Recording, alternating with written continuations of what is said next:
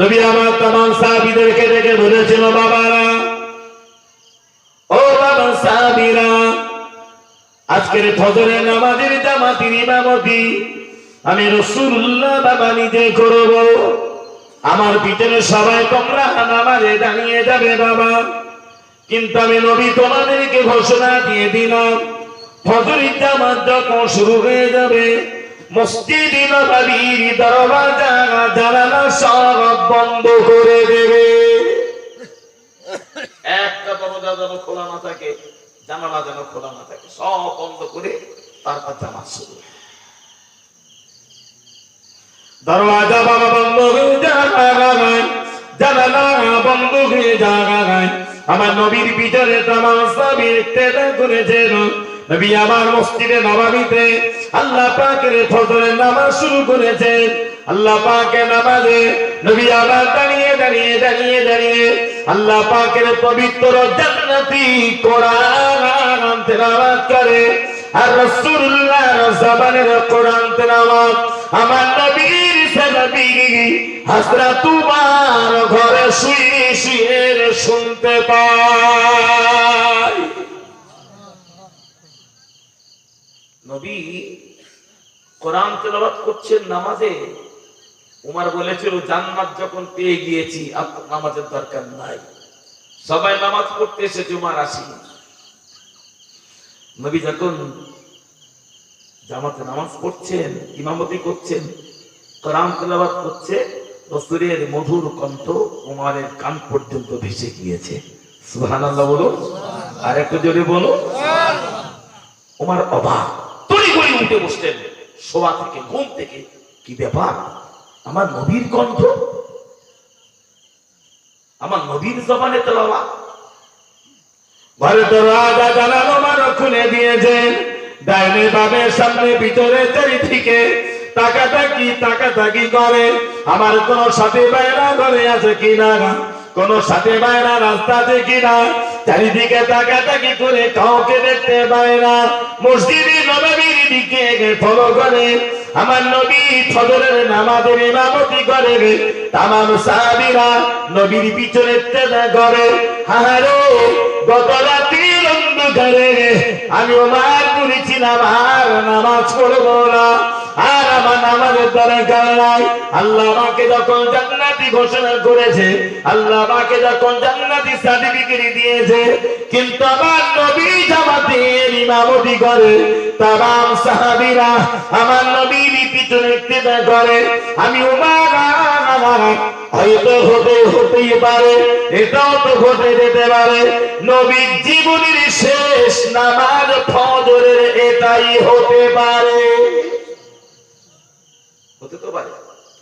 আমরা যে নেশা করেছি, আমার জন্য ফজর আসবে এর কোনো গ্যারান্টি আছে? জোরে বলে না। আমরা যারা মাগরিব পড়েছি, আমার জন্য নেশা আসবে এর কোনো গ্যারান্টি নাই। আমার নবী তো মসজিদে ইমামতি করছে, নবীর কণ্ঠে তেলাওয়াত। সবাই আমার নবীর পিছনে নামাজ পড়ছে, আমি উমর একা। আমি এত বড় অপরাধী। হযরত ওমর বাবা ঘরে থাকতে পারলেন না, আরামের বিছানা ছেড়ে দেয়, আরামের লেপ কাটা বাবা ছেড়ে দেয়, পাগলের মতো দৌড়াতে দৌড়াতে আমার নবীর পিছনে জামাতে নামাজ পড়বে। মসজিদে নববীর কাছে চলে যান। যেই না মসজিদে নববীতে চলে গিয়েছে, হযরত উমর দেখতে পায় মসজিদে নববীর দরওয়াজা জানালা সব লাগানো আছে। জানালা ঠেলাঠেলি করে, উমর খুলতে পারে না। দরওয়াজা ঠেলাঠেলি করে, কোনটা খুলতে পারে না। বাইরে দাঁড়িয়ে কেঁদে কেঁদে কেঁদে কেঁদে পাগল হয়ে যায়। আল্লাহ দরবারে দজ্জা করে চোখের বাবা পানি জড়ায়। আল্লাহ দরবারে পানি জড়ায়, আল্লাহকে কেঁদে কেঁদে পড়ে, ও রব্বুল আলামিন, রব্বুল আলামিন, আমার নবী ইমামতি করে। তামাম সাথী ভাইরা আমার নবীর পিছনে জামাতে নামাজ আদায় করে। আমি উমর আমার নবীর পিছনে কি ইত্তেদা করিতে পারি না, আমার নবীর পিছনে জামাতি কমি দাঁড়াতে পারি না। আল্লাহ দরবারে কান্নাকাটি করে মসজিদে নববী দরওয়াজা জানালা সব ভিতর থেকে লাগানো, টানাটানি করে যখন খুলিতে না পেরেছে আল্লাহ তোমার আল্লাহ দরবারে দোয়া চাইলেন। আর দোয়া দিয়ে মদিনার মসজিদে নববীর দরওয়াজা জানালা হযরত ওমর দু হাত দিয়ে ধরে এত জোরে বাবা টান মেরেছে, এত জোরে টান মেরে মসজিদে নববীর বিশাল দরওয়াজা দুই হাতে টান মেরেছে, দূরে ছুরি ফিরে আমার নবীর পিছনে জামাতে দাঁড়িয়েছে। আরেকটু জোরে বলে, আরো জোরে বলে। দু হাতে টান মারলেন, টোটাল চৌকাটা সব খুলে এসেছে, দূরে ফেলে দিলে রাসূলের পিছনে নামাজ। দু রাকাত নামাজ হয়ে গেল, ফরজ নামাজ হয়ে গিয়েছে। রাসূল ঘুরে বসলেন, ঘুরে বসে সাহাবীদের চেহারাগুলো দেখছেন। দেখতে দেখতে দেখতে দেখতে দেখতে পেলেন আমার ওমর মসজিদে নববীতে জামাতের কাতারে বসে। ওমর, কি খবর বাবা? তুমি কেন এসেছো নামাজে? তুমি যে গত রাতে বলেছিলে আর নামাজ পড়বে না, আল্লাহ তোমাকে জান্নাতের সার্টিফিকেট দিয়েছে। ইয়া রাসূলুল্লাহ, ইয়া হাবিবাল্লাহ, হুজুর ভাই বেয়াদবি ক্ষমা করে দেন, হুজুর আপনি আমাকে মাফ করে দেন। আমি আপনাকে বলেছিলাম আর নামাজ পড়বো না, আল্লাহ আমাকে জান্নাতি ঘোষণা করেছে, আল্লাহ আমাকে আশরায়ে মুবাশশিরাদের অন্তর্ভুক্ত করেছে। আপনি যখন মসজিদে নববীতে নামাজ আল্লাহর কোরআন তেলাওয়াত করেন, আমি আমার অন্ধকার ঘরে শুয়ে শুয়ে আমার কান আপনার মধুমাখা কণ্ঠ শুনিতে পাই। ইয়া রাসূলুল্লাহ, ইয়া হাবিবাল্লাহ, আপনার তেলাওয়াতে কোরআন ওমরের কলিজা যেন কেটে নেয়। জোরে বলুন, আরেকটু বাবা বকুরি বলুন সুবহানাল্লাহ। আমি নিজে নিজে ভাবলাম আর এটাও তো হতে পারে আমার নবীর পিছনে জামাতে নামাজ পড়া জীবনের শেষ হতে পারে, শেষ নামাজ হতে পারে। তামাম সাহাবীরা পড়বে আর আমি উমার কেন পড়বো না? পাগলের মতো আমি ছুটলাম, মুজুসিরি ছুটি ছুটি ছুটি ছুটে মসজিদে নববীতে চলে এসেছি। ও বাবু বাগান, মসজিদে নববী দরওয়াজা লাগানো আছে বাবা, জানালা লাগানো আছে। কেবল করে তুমি মসজিদে প্রবেশ করেছো, হযরত ওমর বললেন ইয়া রাসূলুল্লাহ, হুজুর দরওয়াজা ধীরে ধীরে খুলতে পারি না, জানালা ধীরে ধীরে খুলতে পারি না। আপনার পিছনে জামাত ইক্তিদা করার জন্য, নামাজ পড়ার জন্য আমার অন্তরটা অস্থির হয়ে পড়েছে, নবী গো ব্যাকুল হয়ে পড়েছে। আর ফিরে তাকিয়ে পারি না, আর ঠান্ডা গিয়ে থাকতে পারি না। দাজ্জাল দাজ্জাল কই চুগলি পারে ছড়াতে জানাতে আমি আমার দুটি হাত দিয়ে মসজিদে নববী দরওয়াজা এত জোরে টান মেরেছি, গোটা চৌকাটা সব দরওয়াজা আমার হাতে খুলে এসেছে। আমি টান মেরে ওই দূরে ছুঁড়ে ফেলে দিয়ে দয়ার নবীর পিছনে জামাতে নামাজ পড়েছি। আর জোরে বলে, ওমর এত বড় দরওয়াজা তুমি কেমনে খুললে? কত শক্তি দিয়ে তুমি টান দিয়েছো বাবা। যাও দরওয়াজা টেনে লাগিয়ে দাও, লাগিয়ে দাও। তোমার আস্তে আস্তে সেই দূরে পড়ে থাকা চৌকাটা সহ দরজা টোকান থেকে উঠিয়ে এনে লাগিয়ে দেবেন। তো হাত দিয়ে গোটা শক্তি ভোগ উঁচু করলেন, এক চুল এক ইঞ্চি এতটুকু পরিমাণ দরওয়াজা ওমর আর সরাতে পারলেন না। যে দরজা এক টানে দূরে ছেড়ে দিয়েছে, সেই দরজা ওমর নামাজের পরে গোটা শক্তি প্রয়োগ করে এতটুকু পরিমাণ সরাতে পারে না। লজ্জায় মাথাটা নিচু হয়ে যায়। লজ্জা লাগবে না? কথা বলে, আমি তো নবীকে বলেছি আমি এইভাবে ফেলে দিয়েছি, আর সেই দরজা নামাতে পারি না, ওঠাতে পারি না। লজ্জায় মাথাটা নত, চুপ করে আছে, চুপ করে আছে। নবী বললেন ওমর লজ্জা পাওয়ার কোনো কারণ নাই। আমি মুহাম্মদুর রাসূলুল্লাহ বুঝে গিয়েছি বাবা, তুমি তোমার শক্তি দিয়ে এ দরজা খোলনি, তোমার শক্তি দিয়ে দরজা বাবা ছাড়াতে পারো না। নামাজে যে আন্তরিকতা, প্রেম, যে ভালোবাসা তোমার তৈরি হয়েছিল মুহাম্মাদের পেছনে জামাতে নামাজ পড়বে, আমার আল্লাহ তোমার শরীরে তারা গাইবি মদত দিয়েছে। আল্লাহর দেওয়া গাইবি মদত শক্তির বলে এ দরওয়াজা তোমাকে দিয়ে আল্লাহ খুলে ফেলে দিয়েছেন। জোরে বলুন আর একটু মহব্বত করে বলে, আল্লাহর গাইবি শক্তি ছাড়া, ক্ষমতা ছাড়া এটা কখনো সম্ভব নয়। অর্থাৎ আমি আপনাকে বোঝাতে চাই যে ওমর আল্লাহর তরফ থেকে আশরায়ে মুবাশশারা জান্নাতি সাহাবী, সার্টিফিকেট প্রাপ্ত সাহাবী, যে ওমর বললেন নামাজ পড়বো না, সেই ওমর নামাজের জন্য ব্যাকুল হলেন পরে রক্তে, ঘরে মসজিদে নববীর দরওয়াজা ছাড়িয়ে ফেলে দিয়ে নবীর পিছনে ইত্তেদা করলেন। নিয়াতটা কি হতে পারে? এটা আমার নবীর পিছনে শেষ নামাজ পড়া। কে আগে যাব কে পরে যাব আমরা কেউ তো জানি না, জানি কেউ জানি না আমরা। অথচ নামাজের গুরুত্ব আমাদের কাছে নাই, মর্যাদা নাই, মূল্যায়ন নাই। নামাজের গুরুত্ব পাই জুমার দিন, নামাজের গুরুত্ব পাই 2 ঈদের দিন, ঈদের ময়দানে। ঠিক বললাম না ভুল বললাম? হ্যাঁ, ঈদের ময়দানে কোনো দিন জায়গা কষ্ট হয়, আঁটে না। জুমার দিন মসজিদ একতলা দোতলা ভরে, মাঝে মাঝে মনে হয় 3 তলা করলে আর একটু ভালো হয়। অথচ বাকি 5 ওয়াক্ত নামাজে মসজিদ এতিমের মতো পড়ে থাকে। খোড়া ইমাম আর কানা মুয়াজ্জিন ছাড়া আর কেউ নেই।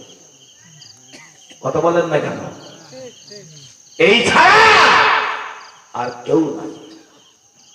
কেন ভেবেছি কোনদিন?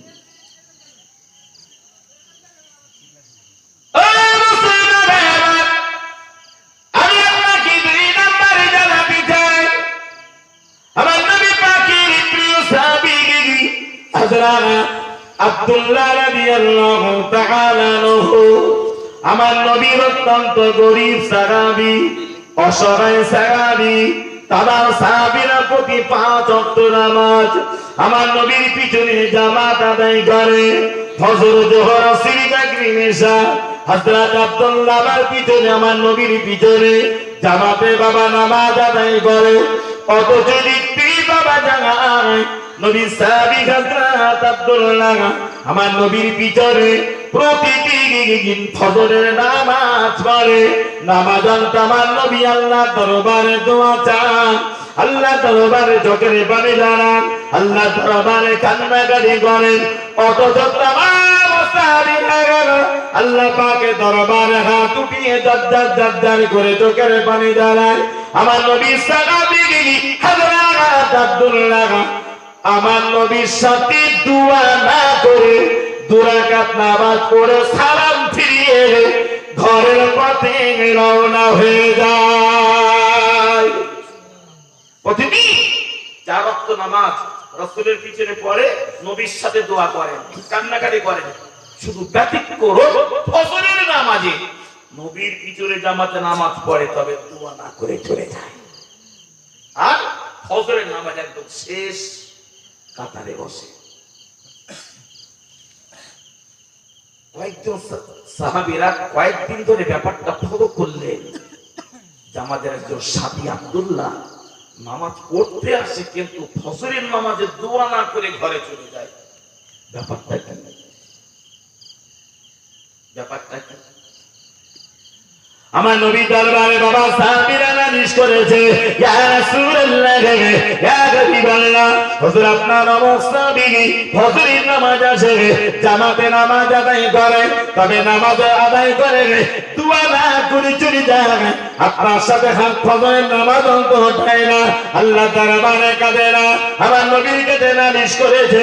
আমার নবী বললেন, বাবা আগামী দিন ফজরের নামাজে আমার সাহাবী আসলামে রাসূলুল্লাহ জিজ্ঞাসা করব, কেন ফজরের নামাজে মসজিদে সময় দেয় না? ঠিক আছে, আমি জানবো। জোহর আমার নবীর পিছনে জামাতে নামাজ পড়েছে, আসর পার হয়ে যায় আমার নবীর পিছনে জামাত করেছে, মাগরিবে নামাজ পড়েছে, এশার নামাজ পড়ে তামাম সাহাবীরা যে যার ঘরেতে চলে যায়। মদিনার মসজিদে নববীতে আল্লাহ পাকের ফজরের আযান আমার নবীর প্রিয় সাহাবী হযরত বিলাল রাদিয়াল্লাহু তাআলা আনহু, হযরত বিলাল মদিনার মসজিদে ফজরের আযান হেঁকে দেন। নবীর তামাম সাহাবীরা অধিক রাতে উঠে নিজেদের অন্ধকার ঘরে বসে থাকেন, কখন বেলাল আযান দিবে। বেলালের আযান শুনে শুনে আমাদের কলিজা ঠান্ডা করবো, জোরে বলুন মহব্বত করে বলুন সুবহানাল্লাহ। নবী তামাম সাহাবীরা অধিক রাত থেকে বেলালের আযান শোনার জন্য খুব আরাম করে বসে যায়। গোটা মদিনার অলিতে গলিতে যত বেঈমান যত কাফের আছে, রাতের গভীর অন্ধকারে বেঈমান কাফেরেরা কি বানারি কি বা পুরুষ সব রাতের ঘুম হারাম করিনি মসজিদে নববীরা নাচে কানাচে, সব গোপনে গোপনে দাঁড়িয়ে দাঁড়িয়ে অপেক্ষা করে। আমরা বেঈমান হলেও বেলালের জবানের আযান শুনতে বড় ভালো লাগে। সুবহানাল্লাহ।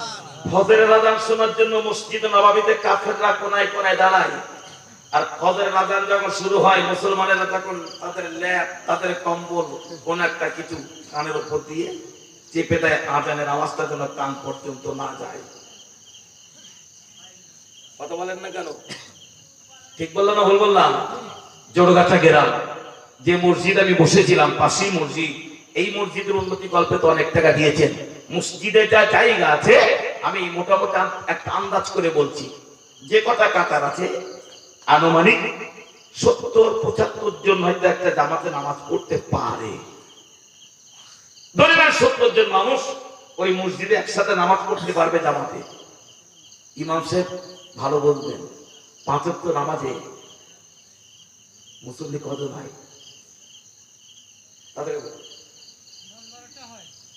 গড় এভারেজ 10-12, মানে টোটাল 5 ওয়াক্ত নামাজ এখানে নামাজে জামাতে ফজর বলি জোহর বলি আসর মাগরিব বলি মুসল্লি একটু কমা বাড়া হয়, হয়তো মাগরিবে দুটো বেশি হলো আসরে দুটো কম হলে ঘটে না, যে গড় এভারেজ হলো 10 থেকে 12টা। তাহলে এই গোটা জোড়গাছা গ্রামে যদি একটা মসজিদ হয় তাহলে আল্লাহকে আর নবীকে মানা মানুষ মাত্র 12 জন আর ইমাম আর মসজিদ 14 জন। কথা বলেন না কেন? বাকিরা সব আল্লাহ দুশমন শয়তানের বন্ধু। জবাব দেন, কে আমাকে বারণ করেছে নামাজ থেকে নিজেকে গাফেল হতে? হাজার হাজার টাকা দান করলাম, নামাজ নাই। রোজা করলাম, নামাজ নাই। সত্য কথা বললাম, নামাজ নাই।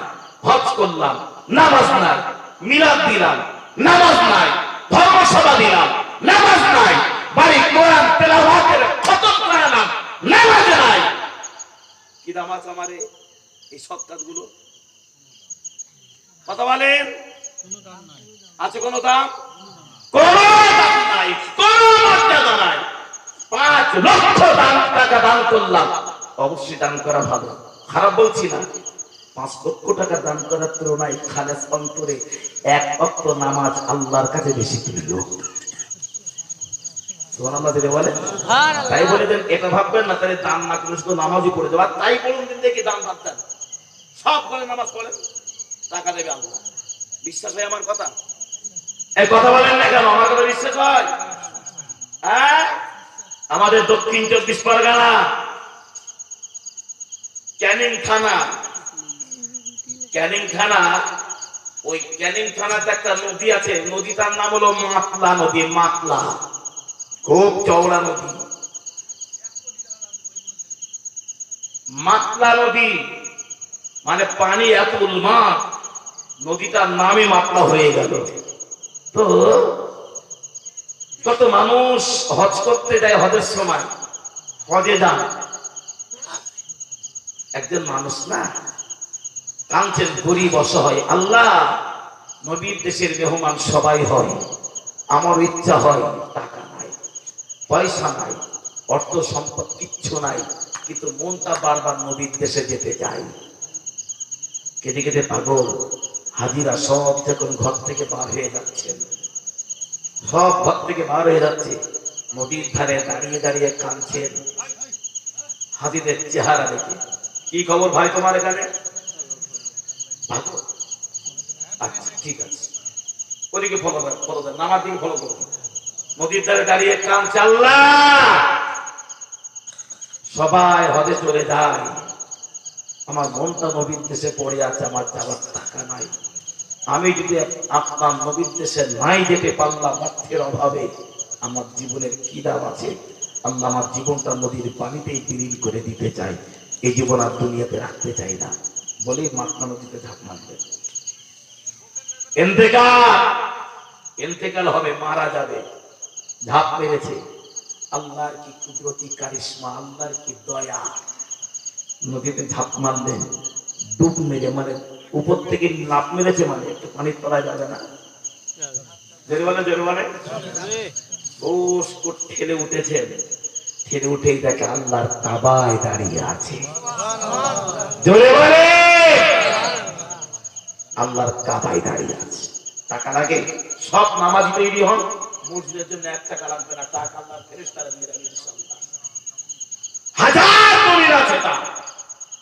আল্লাহর প্রেমে পাগল হও, সংসারের জন্য দৌড়াতে হবে না, ছুটতে হবে না, আল্লাহ তাআলা গায়বী মদত দিয়ে আপনার চাহিদা পূরণ করে দেবে ইনশাআল্লাহ। দুনিয়ার প্রেমে ছুটতে ছুটতে ধর্মটাকে হারিয়ে ফেলেছি, সব হারিয়ে ফেলেছি, পাগল হয়ে গেলাম শুধু দুনিয়ার মোহে পড়ে।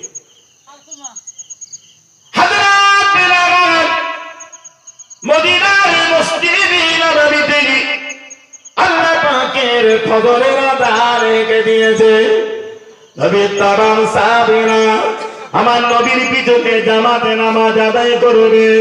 মসজিদে নববীর কানায় কানায় ভরপুর হয়ে যায়। নবী সেই সাহাবী যার নাম হলো আব্দুল্লাহ, নবীর পিছনে ফজরের নামাজ পড়ে দোয়া না করে চলে যায়।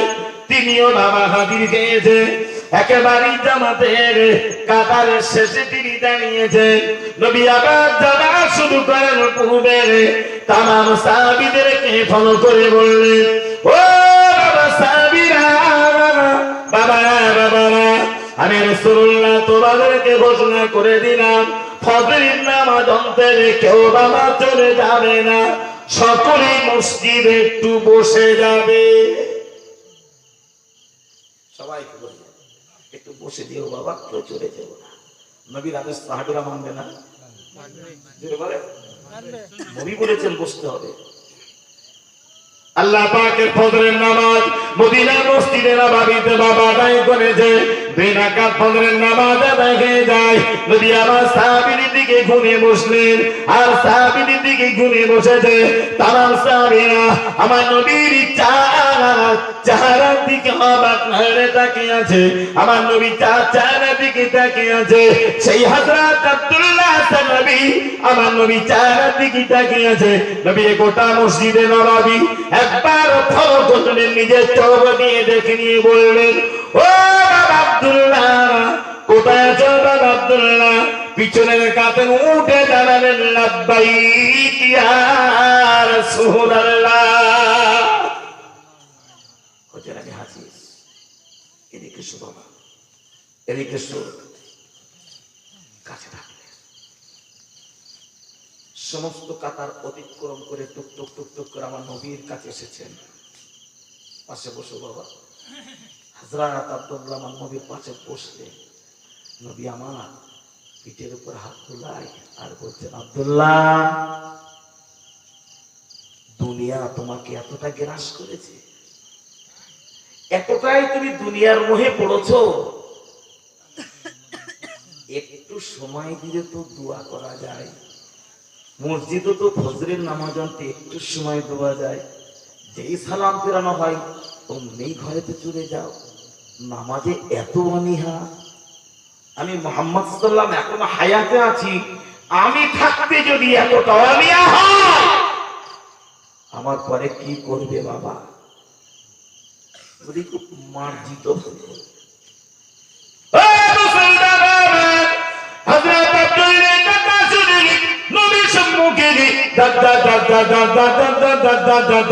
চোখের পানি দাঁড়ায় কেটে কেটে নবী আমার জিজ্ঞাসা করলেন আব্দুল্লাহ আমি তোমাকে বাবা বকি নাই আমি তোমাকে ধমকালাম না বাবা আমি তোমাকে মানলাম না কেন কেন বাবা কাঁদো কেন কাঁদতে কাঁদতে কাঁদতে কাঁদতে বললেন ইয়া রাসূলুল্লাহ ইয়া হাবিবাল্লাহ হুজুর বেয়াদবি ক্ষমা করুন হুজুর আপনি আমার বেয়াদবি মাফ করুন হুকুম যদি দেন হুজুর যদি আপনি আমাকে অনুমতি দেন আমার দোয়া না করার কারণ হুজুরের নামাজ হবে দোয়া না করার কারণ আপনাকে বলতে পারি হুজুর যদি আপনি অনুমতি দেন আমি দোয়া শামিল হবার না শামিল না হওয়ার কারণটা জানাতে পারি নবী আমার জিজ্ঞাসা করলেন কি খবর বাবা বলো কেন তুমি দোয়ায় শামিল হও না ইয়া রাসূলুল্লাহ ইয়া হাবিবাল্লাহ আমি দুনিয়ার প্রেমে পড়ি নাই আমি তো দুনিয়ার মোহে পড়ি নাই ও নবী আমি আব্দুল্লাহ তার একজন গরীব সাহাবী হুজুর আমি একজন গরীব সাহাবী আমি একজন অসহায় সাহাবী এতটা গরীব এতটা অসহায় ইয়া রাসূলুল্লাহ ইয়া হাবিবাল্লাহ আমরা আমাদের পরিবারে ফ্যামিলিতে আমরা দুইজনে স্বামী আর স্ত্রী আমরা দুইজনে স্বামী আর স্ত্রী ইয়া রাসূলুল্লাহ ইয়া হাবিবাল্লাহ আমার পরিবারের স্বামী স্ত্রী আমরা দুইজনে আমরা এতটা গরীব স্বামী স্ত্রী দুজনের পরনার কাপড় হলো একটা ইয়া রাসূলুল্লাহ আমাদের পরনার পোশাক স্বামী স্ত্রী মাত্র দুইজনের পোশাক একটা ইয়া রাসূলুল্লাহ ইয়া হাবিবাল্লাহ আমাদের স্বামী স্ত্রী দুজনের একটি মাত্র পরনার কাপড় কিভাবে জীবন যাপন করি দিন আর রাত আমরা কিভাবে কাটাই হুজুর আমি আপনাকে শুনাতে চাই বাড়ির ভিতরে আমি গরীব সাহাবী আমি আমার ঘরের ভিতরে এক বুক সমান পাশাপাশি দুখানি গর্ত বানিয়ে রেখেছি পাশাপাশি দুখানি আমার ঘরে গর্ত বানিয়ে রেখেছি একটা গর্ত আমার বিবি থেকে যায় আর একটা গর্তে আমি আব্দুল্লাহ থেকে যাই ইয়া রাসূলুল্লাহ ইয়া হাবিবাল্লাহ আমি যখন মদিনার মসজিদে নববীতে আপনার পিছনে যোহরের নামাজ জামাত আদায় করতে আসি আমার প্রাণের বিবি গর্তের ভিতরে লম্ব হয়ে বসে থাকে আমার বিবি গর্তের ভিতরে ল্যাংটা হয়ে বসে থাকে আমি যোহরের নামাজ পড়ে আমি আমার গর্তে ঢুকে যাই আমার গায়ের কাপড়টা খুলে বিবির গর্তে ফেলে দিই ওই কাপড় করে বিবি আমার ফজরের যোহরের নামাজ আদায় করে নেয় বিবি যখন নামাজ আদায় হয়ে যায় বিবি আবার কাপড় চলে যায় ওই কাপড় পরিধান করে আমি মসজিদে আসরের নামাজ পড়ি হুজুর ঘরে চলে যায় আবার ওখান থেকে ফিরে এসে আমি মাগরিবের নামাজ পড়ি এশার নামাজ আদায় করি ইয়া রাসূলুল্লাহ ইয়া হাবিবাল্লাহ হুজুর আমি এশার নামাজ আদায় করে অন্ধকার ঘরেতে চলে যাই দুইজনই দুখানা গর্ত আমরা গোটারা তার করি আর গর্তে থেকে দেখে মসজিদে নববীতে হযরত বেলালের আযান যখন শুনতে পায় বেলালের আযান যখন শুনতে পায় এশার নামাজ পড়ে আমি আমার গর্তে চলে যাই আর আমার কাপড় খুলে বিবির গর্তে দিয়ে দিলে বিবি আবার ওই গর্তে আল্লাহ পাকের নামাজের মগ্ন থাকে আর তোদের বড় সুবহানাল্লাহ বিবি আমার গর্তের ভিতরে গোটা রাত আল্লাহ পাকের নামাজে মগ্ন হয়ে যায় আল্লাহর প্রেমে মগ্ন হয়ে যায় আল্লাহ ইশকের দিওয়ানায় পাগল হয়ে যায় মদিনার মসজিদে নববীতে আল্লাহ পাকের ফজরের নামাজের আযান যখন শুরু হয়ে যায় বিবি আমার বেলালের কণ্ঠ যেই না শুনতে পায় গর্তের ভিতর থেকে বিবি আমার যেই না বেলালের আযান শুনতে পায় একটা মুহূর্ত দেরি না করে বিবি তার গায়ের কাপড় খুলে দিয়ে আমার গর্তে ফিরে দিয়ে বলে প্রাণের স্বামী চলে যান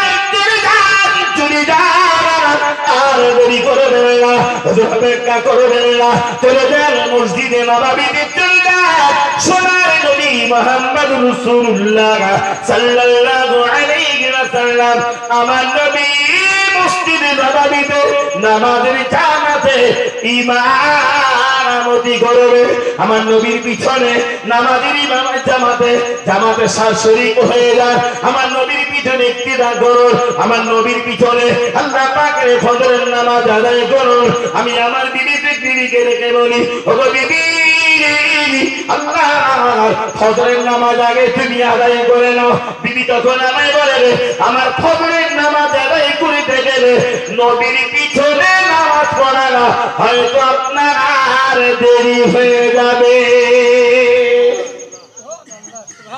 আগে যান আপনাকে যান আমরা আপনার জন্য অপেক্ষায় আছি সোনার নবীর পিছনে নামাজ পড়ে আসবেন আমার নবী ইমামতি করছে মসজিদে নববীতে ভাইরা কত জামা কাপড় আমাদের আছে না নাই কত বলেন আমি মিজানুর রহমান আমার খুব বেশি জামা এখানে 40-45টা জামা আমার আছে 45টা জামা আছে শ্বশুর বাড়ি যাবো একরকম জামা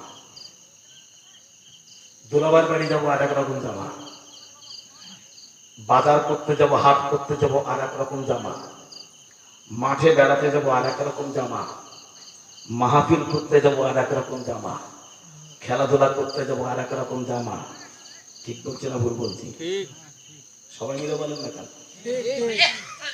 সব জায়গায় যাওয়ার সব রকম জামা আছে দুর্ভাগ্য কপাল শুধু নামাজ পড়ার জামাটা নিকো বললাম হ্যাঁ বিবেককে একবার জিজ্ঞেস করো ভাই তোমার ঘরে যদি নামাজ পড়ার জামা না থাকে তোমার ঘরটা তুমি জ্বালিয়ে দাও তুমি মানুষ না তুমি পশু তার চাইতে খারাপ তুমি খারাপ হযরত ইমাম শাফি বলেছেন যে ঘরে নামাজ নাই সেই ঘরটা জ্বালিয়ে দাও আল্লাহর জমিনে সেই ঘর থাকার হুকুম নাই যে ঘরে নামাজ নাই আল্লাহর জমিনে সেই ঘর রেখে দেওয়ার হুকুম নাই অনুমতি নাই পারমিশন নাই ঘরটাকে জ্বালিয়ে দাও কিন্তু যিনি আমাদের ইমাম হযরত ইমামে আযম আবু হানিফা নোমান বিন সাবিত রাহমাতুল্লাহ আলাইহি হুজুর বলেছেন আমি নোমান ওই সমস্ত ঘরগুলোকে জ্বালিয়ে দেওয়ার হুকুম দিতাম যে ঘরগুলোতে নামাজ নাই ওই ঘরগুলো জ্বালিয়ে দেওয়ার হুকুম দিতাম শুধু হুকুম দেয়নি একটা কারণ কি ওই ঘরগুলোতে ছোট্ট ছোট্ট নিষ্পাপ মাসুম বাচ্চা আছে বৃদ্ধ বৃদ্ধা বুড়ো মানুষ আছে তাই বুড়ো মানুষগুলো যদি না থাকতো নিষ্পাপ মাসুম বাচ্চাগুলো যদি না থাকতো বেনামাজিদের ঘরগুলো জ্বালিয়ে দেওয়ার হুকুম দিয়ে দিতাম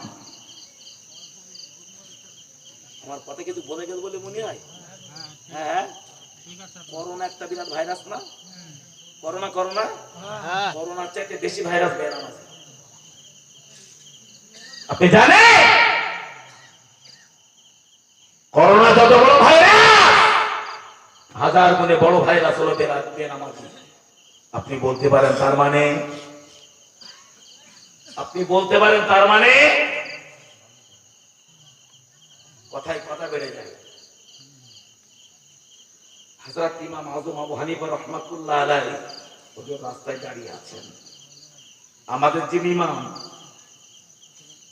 হুজুর দাঁড়িয়ে আছেন নিজের কাজের জন্য একটা শিকারী একটা শুকরকে শিকার করার জন্য পাগলের মতো দাঁড়াচ্ছে শুকর ধরবে শুকর তার জীবন বাঁচানোর তাগিদে দৌড়াচ্ছে দৌড়াবে না সে তো তীর ধনুক ছোড়া বিভিন্ন অস্ত্র নিয়ে চালাচ্ছে দৌড়াচ্ছে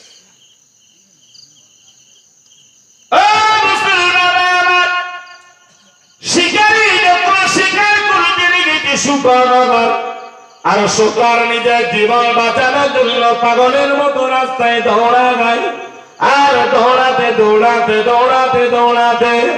পাগলের যখন কোনো জায়গা না পেয়েছে এক মুহূর্তের ভিতরে দেখতে পাই চলিতে চলিতে রাস্তার ধারে জগতের ইমাম দাঁড়িয়ে আছে।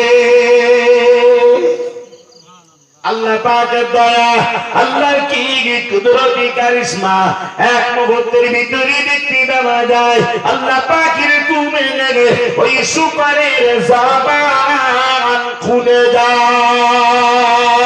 বলে বলো আর তো যদি বলুন সুবহানাল্লাহ। আল্লাহ পাকের হুকুমে বাবা সুপারের জবান খুলে যায়। আর আল্লাহ সুপারে তাই না বাবা জবান খুলে দিয়েছে। এক মুহূর্ত দিদি না করে জগতের ইমাম, আমাদের ইমাম হযরত ইমাম আযম আবু হানিফা নোমান বিন সাবিত রাহমাতুল্লাহ আলাইহি আমাদের ইমাম কি দিকে বলে হুজুর, হুজুর এই দেখুন না দূরে একজন শিকারী আমার প্রাণ নাশ করার জন্য, আমাকে মারার জন্য তাড়িয়ে আনে। আমি পালানোর কোনো রাস্তা পাই না, আমার তোমার বাঁচার রাস্তা পাই না। হুজুর আমার জন্য আপনি আল্লাহর দরবারে দোয়া চান।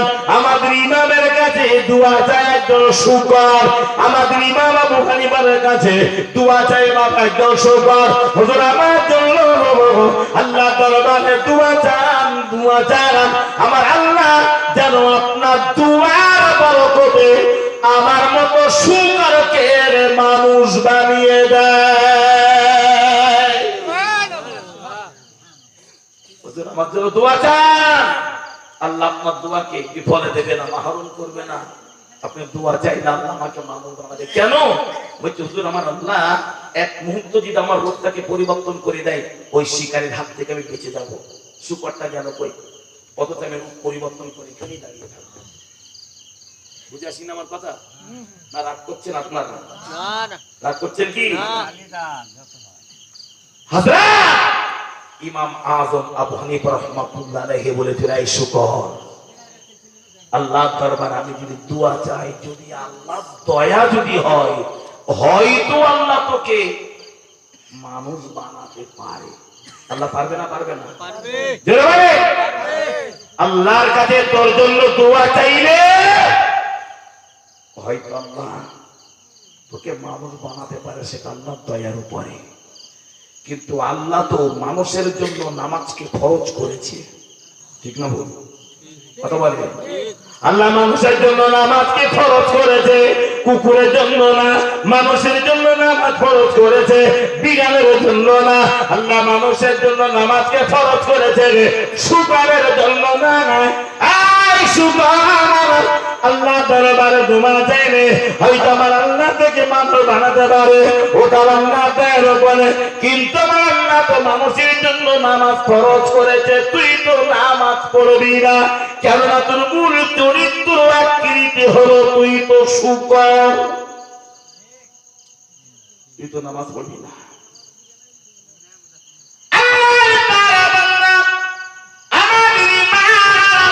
হযরত ইমাম আযম আবু হানিফা রাহমাতুল্লাহ আলাইহি এই কথা বাবা যাই না বলেছে, তখন শুকরের জবান আছে। হুজুর আপনি কি কথা বলেন? আমার আল্লাহ যদি আমাকে চেহারা পরিবর্তন করে, আল্লাহ যদি আমার রূপকে পরিবর্তন করে দেয়, যদি আল্লাহ আমাকে মানুষ বানায়, আমি নামাজ পড়বো না বলেছেন। আপনি কথা কেন বলেছেন? আপনি কি জানেন আল্লাহ যেমন আপনাকে মানুষ বানিয়েছে, সেই আল্লাহ আমাকে শুকর বানিয়েছে। আমি শুকর আপনাকে একটা কথা জানাতে চাই, যে রাস্তা দিয়ে যদি কোনো রাস্তা দিয়ে বেনামাজি চলাফেরা করে, যে রাস্তা দিয়ে আল্লাহর নাফরমান বেনামাজি চলাফেরা করে, আমি শুকর যদি জানতে পারি এই রাস্তায় যে বেনামাজি চলেছে, ওই বেনামাজির চলার প্রতি আমি শুকর 3 দিন আসা যাওয়া করি না। সুরের দাম বেশি না বেনামাজির দাম বেশি? কথা বলেন, আরো ধরে বলেন। বাংলায় বললাম, যে রাস্তায় বেনামাজি চলে আমি শুকর সে রাস্তায় 3 দিন যাওয়া আসা করি না। করোনা ভাইরাস আর বেনামাজি হলো আলু, সব তরকারিতে চলে। সব তরকারি চলে না? হ্যাঁ, কিন্তু আলু যদি পচে যায় সবাই মিলে চেষ্টা করি পচাটা ভালো করতে পারে? সময় এখন আছে, সেজদায় উঠিয়ে যান, সেজদায় পাগল হয়ে যান, আল্লাহর কাছে কাঁদুন। বেনামাজির জীবনের কোনো দাম নেই। কত লাখ টাকা আপনি দান করবেন, নামাজ না পড়ে মসজিদ তৈরি করা, নামাজ না পড়ে লাখ লাখ টাকা দান করা, ঘোড়ার ডিম হবে না, কিছুই না। রাসূল বলেছেন তোমার জিন্দেগীর সমস্ত সৎ কাজ আল্লাহর আকাশ আর জমিনের মাঝখানে দাঁড়িয়ে যায়। দান সাদকা যত ভালো ভালো কাজ তুমি করেছো আকাশ আর জমিনের মাঝখানে দাঁড়িয়ে যায়। আল্লাহর দরবারে তোমার এই কাজগুলো কবুল হবে কি হবে না ওখান থেকে সিদ্ধান্ত হয়। যতক্ষণ তুমি নিজেকে 5 ওয়াক্ত নামাজি না বানাও তোমার দান ওখান থেকে উপরেও আর যায় না, তোমার সৎ কাজ উপরে যাইবে না, আল্লাহর দরবারে পৌঁছাবে না। তোমার দান কবুল হবে তোমার নামাজের ওসিলায়, তোমার দান কবুল হবে তোমার পবিত্রতার ওসিলায়, তোমার জীবনের সমস্ত সৎ কর্ম কবুল হবার মাধ্যম হলো তোমার নামাজ। নামাজ নামাজ নামাজ নামাজ নামাজ ছাড়া তোমার জীবনের কোনো দাম নাই। সারা জীবন আমি নামাজ পড়বো না, মরে যাওয়ার পর সারা দেশের লোক আমার নামাজ পড়বে, জানাজা পড়বে, নিজে পড়লো না অন্যের জানাজা নিলে একটু লজ্জা লাগলো না? এই মুসলমান, আমি মানুষ,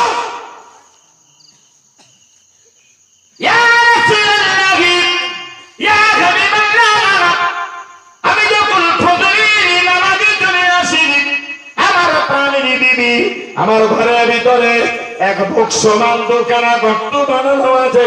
বিবি আমার লাংটা হয়ে, বিবি আমার উলাঙ্গ হয়ে ওই ঘরটার ভিতরে বসে যায়। কখন অপেক্ষা করে কখন আমার স্বামী ঘরে বেরে, কখন আমার স্বামী ঘরে বেরে, কখন আমার স্বামী ঘরে বেরে। বিবি আমার ঘরে বেরে উলাঙ্গ হয়ে অপেক্ষা করে।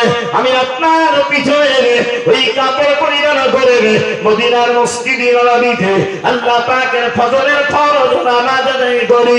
ইয়া রাসূলুল্লাহ, ইয়া হাবিবাল্লাহ, হুজুর 3 রাকাত নামাজ আদায় করে যেই নবী সালাম ফিরিয়ে দেন, যেই নবী দিকে সালাম ফিরিয়ে দেন, আমার নবীর সাথে হাত ওঠানো মন আমার চাই, নবীর সাথে দোয়া চাইতে কলিজা আমার বারবার চাই। ইচ্ছা থাকলেও আমার উপায় নাই, আমার উপায় নাই। মদিনার মসজিদে নববী দেখে আমার বাড়ি এতটা দূরত্ব, এতটা দূরত্ব, ফজরের নামাজ শেষ করে বাড়ি পৌঁছাতে পৌঁছাতে ফজরের নামাজের অল্প একটু সময় থাকে। ওই সময় বিবি আমার ফজরের নামাজ আদায় করে। ইয়া রাসূলুল্লাহ, ইয়া হাবিবাল্লাহ, যদি তামাম সাহাবীদের মতো আপনার সাথে দোয়ায় শামিল হয়ে যায়, বাড়ি পৌঁছানোর আগে দোয়া শেষ করে ফজরের রক্ত চলে যাবে, আমার বিবির নামাজ পড়া হবে না, আমার বিবি আল্লাহর দরবারে বেনামাজি হয়ে যাবে, বিবি আমার আল্লাহর কাছে হাসিল হয়ে যাবে। আমার আল্লাহর দরবারে আমার বিবি যাতে শালীন হয়ে যায়, বেনামাজি যাতে না হয়ে যায়। ও গো নবী, তাই আমি সাহাবী আব্দুল্লাহ যেই আপনি সালাম ফিরিয়ে দেন, আমি দোয়া না করে সোজা ঘরেতে চলে যাই। আমি আমার কক্ষের ভিতরে ঢুকে যাই, আর ঘরে কাপড় খুলে বিবির গর্তে ফিরে দিই। ওই কাপড় বিবি পরিধান করে আমার আল্লাহ পাকের ফজরের নামাজ আদায় করে না। আরো জোরে বলে যুবক ভাইরা, আমাদের বাহাদুরি, আমাদের মাতব্বারি, আমাদের রাহাজানি আর কত ছিলাম ততটুকু ছোট, আস্তে আস্তে আস্তে আস্তে করে তো বাড়ছি, বাড়তে বাড়তে বাড়তে বাড়তে ঠিক একটা জায়গায় আল্লাহ দাঁড় করিয়ে দেবে। দেবে না? দেবে না? ওখান থেকে নিচু আর হবে না, উঁচু হবে না, ওখানেই তো আল্লাহ পচাবে। এইবার চুল পেকে যাবে, দাড়ি পেকে যাবে, দাঁতের গোড়া মরে যাবে, টাইট চামড়া দুর্বল হয়ে যাবে, আল্লাহ পচাতে শুরু করছে, চোখের জ্যোতি কমে যাবে, পরিষ্কার জবান আস্তে আস্তে জড়িয়ে যাবে। ঠিক বলছি না ভুল বলছি? হ্যাঁ, দুটো পা থাকতে থাকতে আর একটা লাঠি লাগাতে হবে, না দাঁড়াতে পারবো না। ঠিক বললাম না ভুল বললাম? বলেন, ওই সময়টায় দাঁড়িয়ে বলুন আপনার জীবনের কি জমা আছে। আপনার জীবনের কি দাম আছে ওই সময়টাকে বিচার করে বলুন। এখন যৌবনকাল টকবকে ফুটন্ত গোলাপের মতো, আমি কি জীবনে বুড়ো হব না? সবাই হবে। সেদিন আমারও পাই, সেদিন আমারও পাই। অর্থাৎ আজকের এই মহাপীঠে অ্যাকচুয়ালি না, আমি খুব সত্য কথা একটা বলি।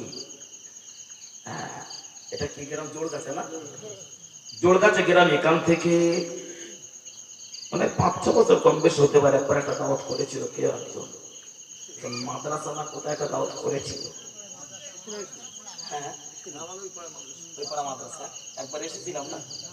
একবার এসেছিলাম, পরে আবার একটা দাওয়াত করেছিল। সেদিন আমি 2টো জলসা নিয়েছিলাম পাশে এসের পাড়ায় বলে একটা গ্রাম। তাহলে আমাকে রাত 3টের পরে তুলেছে। আমি এসেছিলাম মাগরিব বাদকের সময় ছিল। আমি ভাইদের বলেছিলাম, ভাই যেটা আমাকে শেষ রাত্রে তোলে পাশেই তো ওই গ্রাম, আমি তাতে ঘুরে আসি, আমাকে তো যেতে দেয়, আমাকে আসতে দেয়নি। খুব দুর্ব্যবহার করেছে আমার সাথে, খুব দুর্ব্যবহার। সন্ধ্যা থেকে রাত 4:30 পর্যন্ত, ভোর 4:30 পর্যন্ত ছিলাম। এক কাপ চা কপালে জুটিনি, এক গ্লাস পানি দেয়নি। সেই এসে পাড়া আমি ভুলে যাইনি। আর আমরা যতদিন হায়াতে রাখবে এটা খুব স্মরণে থাকবে। আর ওটাকেই কেন্দ্র করে জোড়গাছার কথা তোমার মাথায় আছে। তবু আমি এই মুর্শিদাবাদের একটা বক্তাকে পাঠিয়ে দিয়েছিলাম, অন্তত জলসার ইজ্জত রক্ষা হোক। মনে পড়ে কি আপনাদের? হ্যাঁ, আমি পাঠিয়ে দিয়েছিলাম। এই গ্রামে 2-3টে ভাই ওখানে ছিল। পরিস্থিতিটা তারা সেখানে দাঁড়িয়েও দেখেছে, সব মনে আছে। অনেকদিন বাদ আপনাদের কাছে এসেছি। আপনাদের কাছে হাত দুখানা জোরে বলছি, হাত জোর। যদি বলে আপনার পা দুটো ধরতে আমার একবারও লজ্জা লাগবে না। আমি নিজেকে ছোট বানাতে পারি, ভীষণ ধৈর্য ধরতে পারি, বিরাট বড় হওয়ার শখ নেই। হাত জোর করে বলছি, এই মাহফিল থেকে নিয়াত করে বাড়ি যান, আল্লাহ তোমার নামাজের পাগল হতে চাই, তুমি কবুল করো আমার, তুমি কবুল করো। আপনি জানেন আমি প্রত্যেক দিন ভোর 5টা, 4:30, 5টা, 6টার নিচে বাড়ি যাই না। প্রতিটা দিন 3টে 4টে পাট্টা জলসা। যখন আপনার দেশে আসি একটা করে মিলাম, আর উপায় হয় না। আর আমার দেশে চাপের কারণ আপনাদের দেশে আসাটাও আস্তে আস্তে এবার আমার কমে পেরে গেছে, আর উপায় নেই। জলসার চাপ। আজকে এখানে আছি, আগামীকাল আপনাদের পাশে, এখান থেকে খুব বেশি দূরে না, টেকোনা চেনেন? টেকোনা গ্রামে থাকবো। আগামীকাল মাদ্রাসা, আল্লাহ আমার ওসিলায়, তাদের চেষ্টায় একটা বিরাট বড় মাদ্রাসা আল্লাহ করিয়ে এনেছে। সেই মাদ্রাসার জলসা, টোটাল জলসাটার নেতৃত্ব আমি দিয়ে থাকি অনেক দিন থেকে। আগামীকাল ওখানে আমরা 3 জন আলেম আছি। বাংলাদেশ থেকে একজন আলেম আমি দাওয়াত করেছি, আবু সাইদ বুলবুলি সাহেব, তিনি আসবেন। আর সবচেয়ে বড় আকর্ষণ, আমি তো মুর্শিদাবাদের বহু জায়গাতে এসে বলেছি, বসিরহাট আল্লাহ রুহুল আমিন রহমাতুল্লাহ আলাইহি, হুজুর আল্লাহর নাম বলেনি, শুনেননি বসিরহাট হুজুর? এশিয়া মহাদেশের ভিতরে হযরত ইমাম গাজ্জালী রহমাতুল্লাহ আলাইহি, হযরত ইমাম গাজ্জালী রহমাতুল্লাহ আলাইহি যিনি ছিলেন দার্শনিক পণ্ডিত, ইমাম গাজ্জালীর পরে গোটা এশিয়া মহাদেশের ভিতরে বসিরহাটের আল্লামা রুহুল আমিন রহমাতুল্লাহ আলাইহির মতো এত বড় আলেম আল্লাহ আর দ্বিতীয় কাউকে বানায়নি। জোরে সুবহানাল্লাহ বলে, সুবহানাল্লাহ, আরো জোরে বলে সুবহানাল্লাহ। বসিরহাটের আল্লামা রুহুল আমিন 2 হাতে কলম লিখতেন। সুবহানাল্লাহ বলবেন না? সুবহানাল্লাহ বলেন। এটা মানুষের পক্ষে সম্ভব? আপনি এক লাইন লিখেন দিন, একটা অক্ষর লিখেন দিন। হ্যাঁ, 2 হাতে লিখতেন, কেতাব লিখতেন, শুধু কলম না, 2 হাতে কলম চালিয়ে। সেই হুজুর আল্লামার পোতাকে আনছে আগামীকাল, আওলাদে আল্লামা পীরজাদা হযরত খোবাইব আমিন সাহেব, তার রক্ত আসছে। আপনাদের এলাকায় কোনদিন এসেছে কিনা আমি জানি না, আগামীকাল আসছে। আমার মতো অল্প বয়স, যদি মন চায় হুজরান আমার রক্ত তার গায়ে, একটু হাতে হাত দেওয়ার নিয়ে যদি ইচ্ছা হয় চোখে দেখে আসবেন, একটু হাত দিয়ে আসবেন, যদি ইচ্ছা হয় আগামীকাল। চলুন। আমি কি কথা বললাম হুজুর? নামাজে দোয়া না করার কারণ আমার বিবির নামাজ যাতে কাজা না হয়ে যায়, এই কথা বলছিলাম না? হ্যাঁ,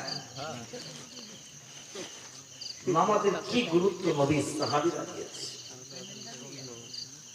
কত মর্যাদা, কত মূল্যায়ন নবী সাহাবীরা করেছেন।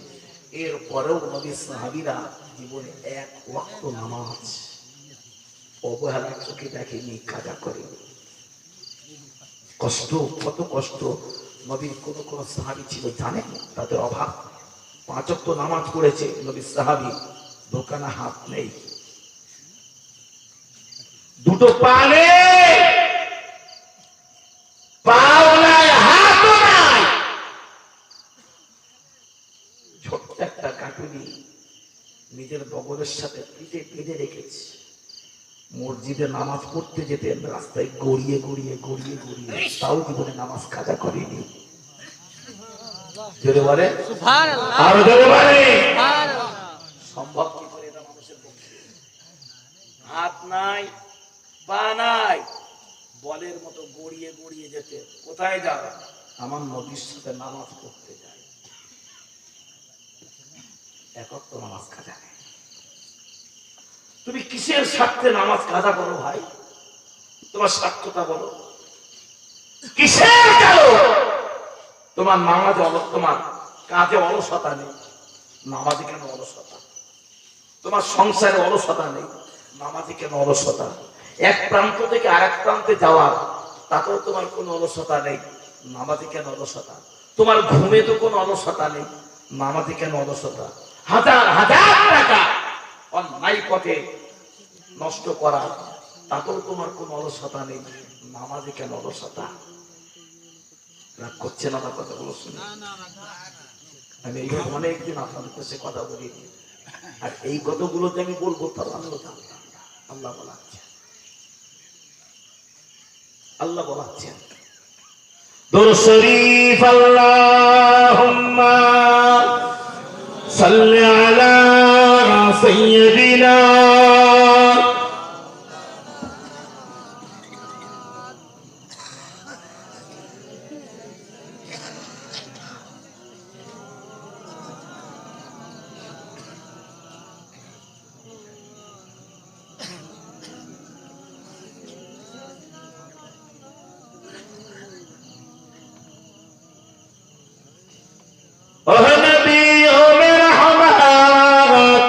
لقد قام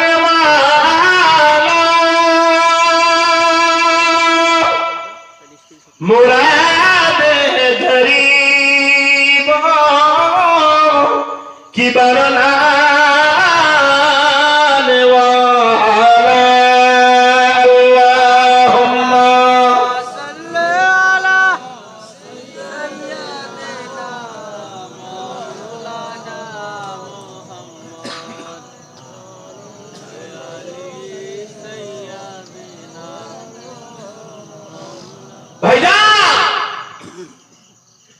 আমি কার একটা দুটো কথা বলবো?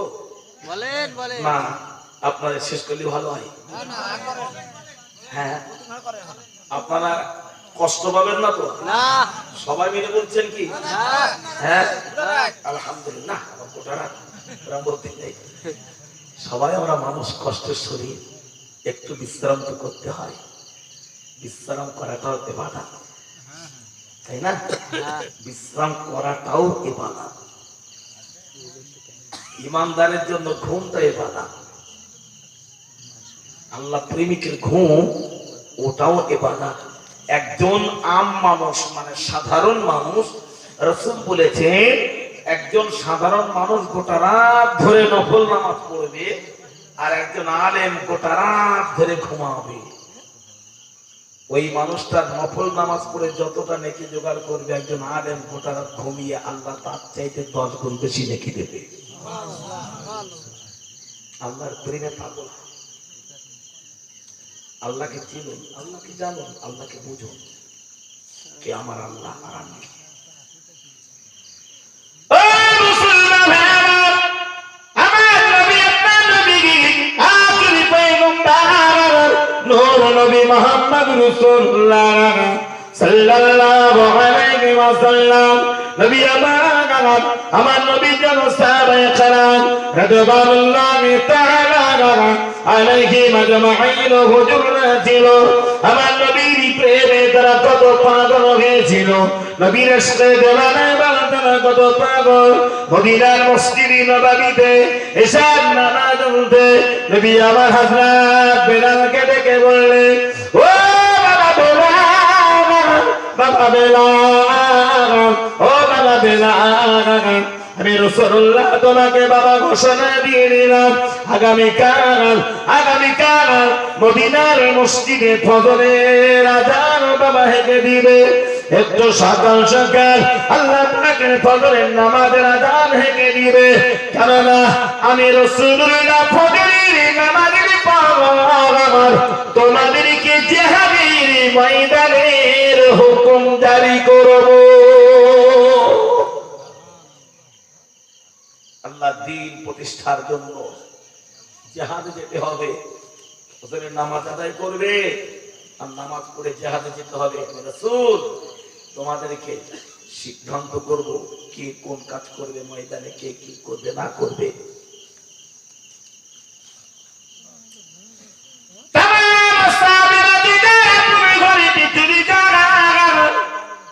নবীর সাহাবী হযরত বেলাল রাদিয়াল্লাহু তাআলা আনহু হযরত ঘরেতে চলে যায়, রাতের আঁধারে চোখে ঘুম পায়, আরাম নাই, বিশ্রাম নাই, শুধু সময়ের জন্য অপেক্ষা করে কখন ফজরের সময় হয়, কখন ফজরের রক্ত হয়ে যায়। নবী আমার নামাজ পড়তে আমাদেরকে জিহাদের ঘোষণা দিয়ে দিবে, আমাদেরকে জিহাদের ময়দানে যাওয়ার অনুমতি দিবে। আমি ফজরের আযান বেলাল হেঁকে দিব, সময় পার হতে ঘটে রাত কাটাতে ফজরের সময় বা বেঁচে যায়, ফজরের রক্ত নামা শুরু হয়ে যায়। হযরত বেলাল ঘর থেকে রওনা দিয়েছে, চলে যান মদিনার মসজিদে নববীতে। হযরত বেলাল মসজিদে নববীতে চলে গিয়ে আল্লাহ পাকের ফজরের আযান শুরু করে দিয়েছেন। বেলাল আযান যখন শুরু করেছে, গোটা মদিনার মানুষেরা পাগলের মতো ছুটে সব মসজিদে নববীতে চলে আসে। বেলাল আযান দেন, হযরত বেলাল বলেছেন আযানের ভিতরে আশহাদু আল্লা মুহাম্মাদুর রাসূলুল্লাহ, আশহাদু আল্লা মুহাম্মাদুর রাসূলুল্লাহ। হযরত বেলাল এভাবে যখন বাবা আযান দিতে লেগেছে, আযান দিতে বেলাল শুরু করেছে আযানে হাইয়া আলাস সালাহ, কিন্তু সেই বেলাল ফজরের আযানে হাইয়া আলাস সালাহ বলে না। বেলাল ফজরের আযানে হাইয়া আলাস সালাহ বাবা না বলে বেলাল শুরু করে দিলেন হাইয়া আলাল জিহাদ, হাইয়া আলাল জিহাদ, হাইয়া আলাল জিহাদ। ও মদিনাবাসীরা, ও মদিনার মানুষেরা, হাইয়া আলাল জিহাদ। নবী আমার ফজরের নামাজের পরে জিহাদের ঘোষণা দিয়ে দিবে। এখনো তোমরা ঘুমাবে? তোমরা কি দিন প্রতিষ্ঠার জন্য জীবন কুরবান করতে চাও না? তোমরা কি আল্লাহর জান্নাতে যেতে চাও না? তোমরা কি জিহাদের ময়দানে অংশ নিতে পারো না? হাইয়া আলাল জিহাদ। গোটা মদিনার মানুষেরা বাবা খেয়ে যায়, অবাক হয়ে যায়। মদিনার ঘুরিতে চারিদিকে সমস্ত মানুষেরা আরামের বিছানা খুব হারাম করে দিয়ে পাগলের মতো ছুটতে লেগেছে মসজিদে নববীর দিকে। বাবা কি বা ছোট কি বা বড়, যুবক জওয়ান বুড়ো সবাই পাগলের মতো দৌড়ায় আমার নবীর পিছনে নামাজ পড়বে, আল্লাহ পাকের ফজরের নামাজ আদায় করবে। গোটা মদিনাবাসীদের উদ্দেশ্য, যদি নবী আমাকে জিহাদের হুকুম দিয়ে দেয়, নবী যদি আমাকে জিজ্ঞাসার অনুমতি দেয়, নবী যদি আমার জানেনি পারমিশন দেয়, মদিনার মানুষ ঘুরে ছুটে যদি ফজরের নামাজ আদায় করার চিন্তায় মসজিদে নববীতে যখন বাবা চলে যায়, মসজিদে নববীর কাছে কাছাকাছি একজন মহিলা কলিজার মহিলা তার কলিজার পোকা সন্তান 7 বছরের বাচ্চা ছেলেকে কোলে করে নিয়ে রাতে অন্ধকারে বাবা ঘুমাতে বেলালের কণ্ঠের আওয়াজ, হাইয়া আলাল জিহাদ, হাইয়া আলাল জিহাদ, হাইয়া আলাল জিহাদ, হাইয়া আলাল জিহাদ, এইভাবে যখন আযান শুরু করে দিয়েছে, 7 বছরের বাচ্চার কোলে 7 বছরের বাচ্চার পাশে জনম দুঃখিনী মা ঘুমায়, বেলালের আযান শুনতে পেয়ে দুঃখিনী মায়ের ঘুম ভেঙে যায়। অথচ মা বিলালের আযান শোনার সাথে সাথে প্রতিদিন ওযু সেরে আল্লাহ পাকের ফজরের নামাজ আদায় করে। ওই দিনের নামাজে যায় না, ঘুম ভেঙে 7 বছরের বাচ্চার মাথার কাছে জনম দুঃখিনী মা বসে বসে কিনি কিনি চোখের পানি ঝরা।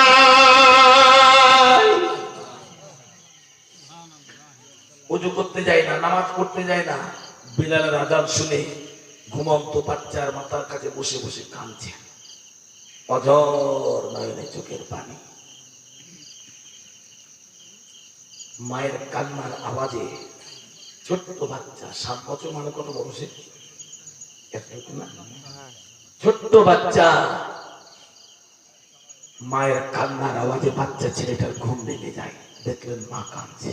মা, আম্মা আপনি কাঁদছেন? আপনি কাঁদছেন কেন মা? আপনি কাঁদেন কেন? বারবার বেটা জিজ্ঞাসা করছে, বাচ্চা মানুষ, কিন্তু মা বেটাকে কি দিয়ে বোঝাবে? সে তো বাচ্চা, সে তো ছেলে মানুষ, ছোট মানুষ। ও বাবা ছেলে, আমি তোমার দুঃখিনী মা, কেন বাবা কাঁদি, কেন কাঁদি, কেন কাঁদি বাবা জানো না, বাবা জানো না। মদিনার মসজিদে নববীতে আমার নবী সাহাবী হযরত বেলাল রাদিয়াল্লাহু তাআলা আনহু, হযরত বেলাল আজকের ফজরের আযান রেখে দিয়েছে। ও বাবা ছেলে, ও বাবা ছেলে, হযরত বেলাল আজ ফজরের আযানে হাইয়া আলাস সালার পরিবর্তে বেলাল আযান দিয়েছি হাইয়া আলাল জিহাদ। মাইক ম্যান কোথায় আছেন? ওখানে আসেন, এফএম কানেক্ট হয়ে গেছে দেখুন।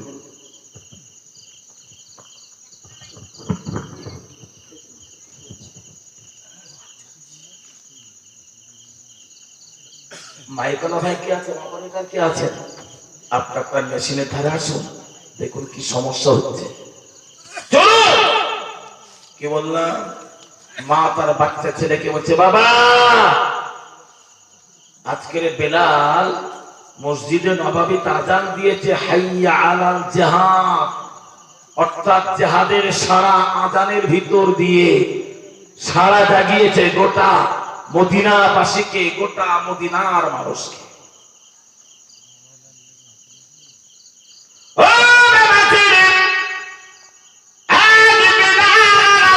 মসজিদে নববীতে যেভাবে ফজরের আযান দিয়েছে, এইভাবে বেলাল কিছু কম বেশি প্রায় মাস 2 মাস আগে একবার এমন ঘোষণা দিয়েছিল, হাইয়া আলাল জিহাদ, হাইয়া আলাল জিহাদ।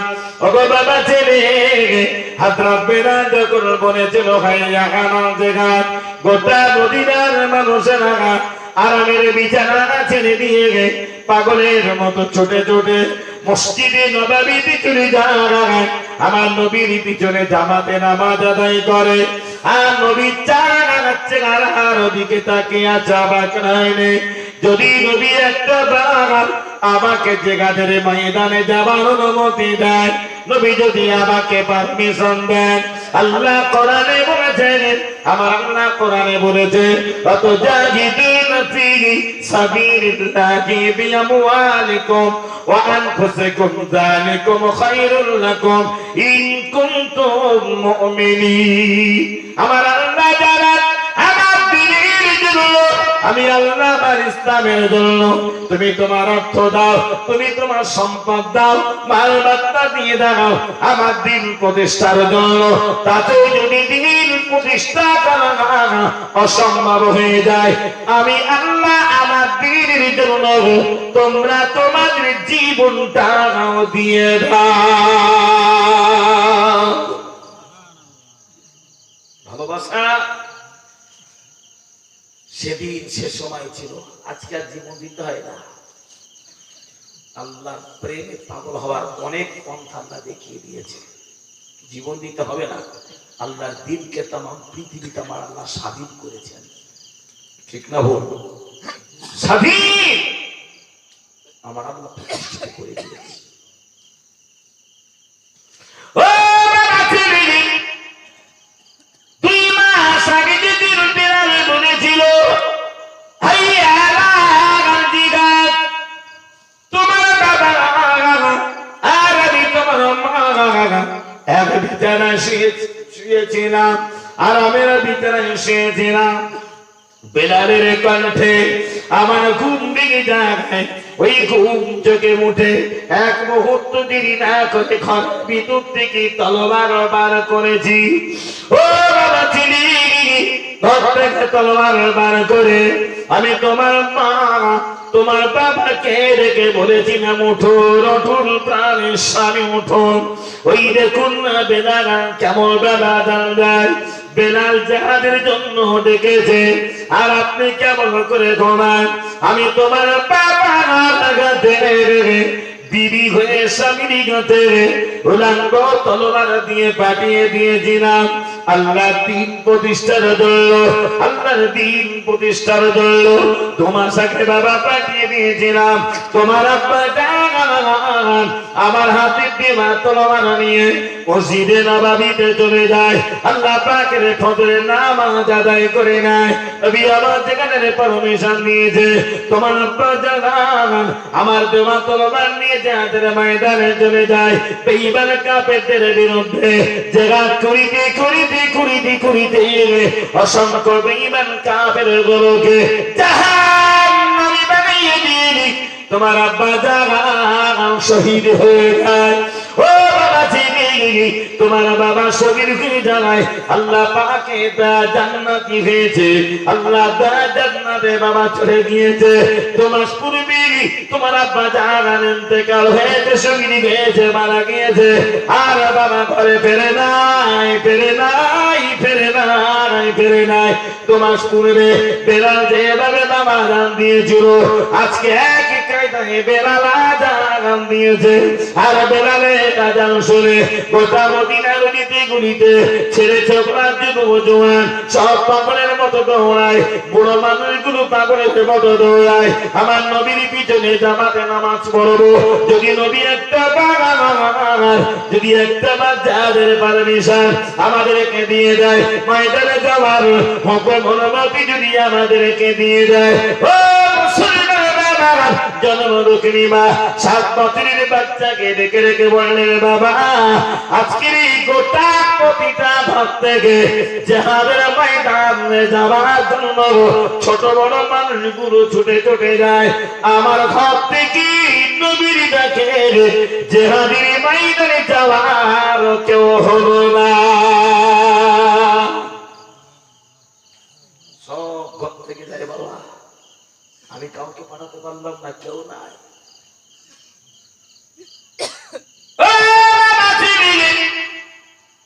আজকে দিনে যদি তোমার বাবা বেঁচে থাকিত, দুনিয়ার আরামকে মাপে জিহাদের ময়দানে পাঠাতাম। স্বামী আমার জিহাদে পূর্বে শহীদ হয়েছে, তোমার কোনো বড় ভাই নাই, আমার কোনো বড় ছেলে নাই যে তাকে জিহাদে পাঠাবো। আমার নিজের কোনো ভাই নাই, আমি তাকে বাবা জিহাদে পাঠাবো। জিহাদের ময়দানে পাথরের মতো কেউ আমার ঘরে নাই, কেউ ঘরে নাই। যদি আমার কোন বড় ছেলে থাকিত, আমি মা হয়ে আমার বড় ছেলেটাকে আমার নবীর সাথে জিহাদের ময়দানে পাঠিয়ে আমি নিজে শহীদের মা হতাম। আরে মহব্বত করি বলুন সুবহানাল্লাহ।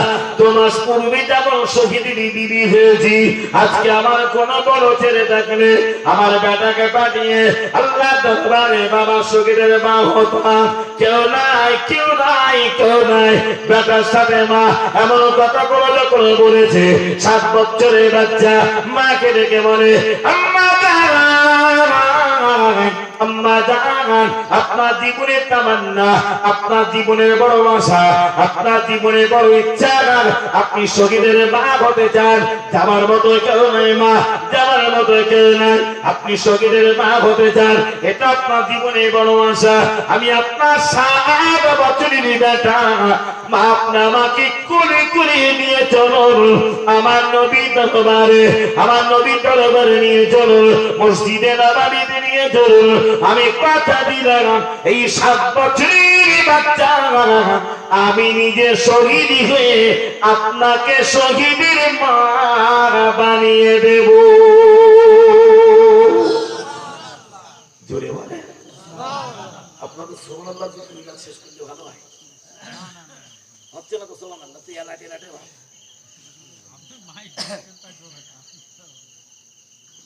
সবাই মিলে জোরে বলেন দিন সুবহানাল্লাহ।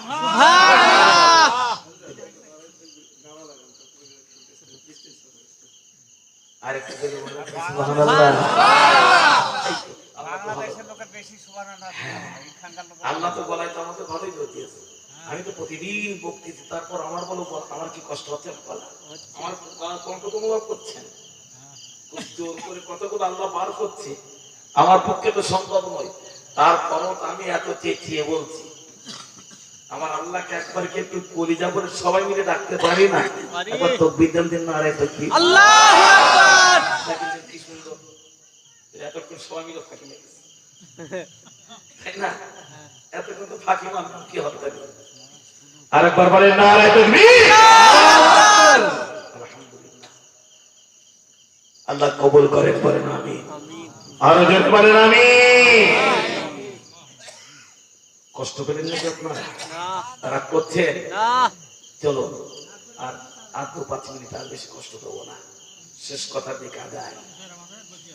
7 বছরের বাচ্চা ছেলেটার মাকে কি বললেন? মা, আপনার ঘরে কেউ নাই, তাই কাঁদছেন শহীদের মা হওয়ার জন্য। আমি আপনার বেটা, আমি তো আছি, আমাকে নিয়ে নবীর দরবারে চলুন, আমি নিজে শহীদ হয়ে আপনাকে শহীদের মা বানিয়ে দেব। জোরে জোরে বলেন সুবহানাল্লাহ। নবীর প্রেম দেখেন, ভালোবাসা দেখেন, আন্তরিকতা দেখেন, মহব্বত দেখেন। 7 বছরের বাচ্চা ছেলেটার মুখে এই কথা শুনে মায়ের কলিজাটা আনন্দে ভরে উঠেছে।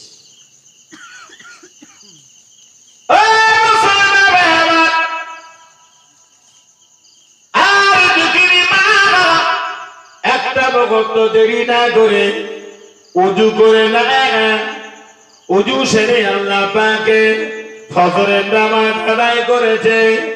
ফজরের নামাজ আদায় করে কলিজার টুকরা 7 বছরের বাচ্চা, সোনার মালিক বাচ্চাকে দুঃখিনী মা কোলে উঠিয়ে নেয়।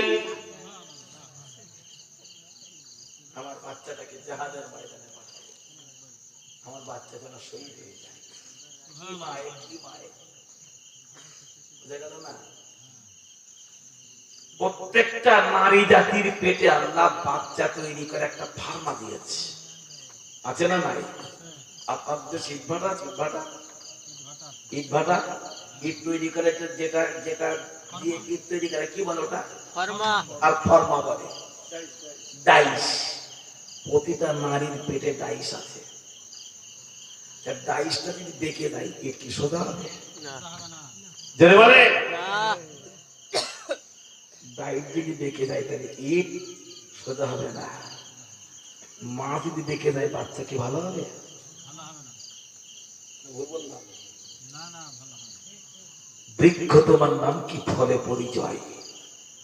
মা তুমি কতটা ভালো আর কতটা খারাপ তোমার বলতে হবে না, তোমার বাচ্চার ব্যবহারে প্রমাণ হয়ে যাবে। বুঝে আসি না আমার কথা? বাচ্চা তৈরি করো, ফার্মা যেন বেঁকে না যায়, পেটে বাচ্চা তৈরি হওয়া ফার্মাটা যেন বেঁকে না যায়, মা তৈরি হন। বাচ্চা জন্ম দিলেই বলো মা হয় না, মা মায়ের মতো মা হন।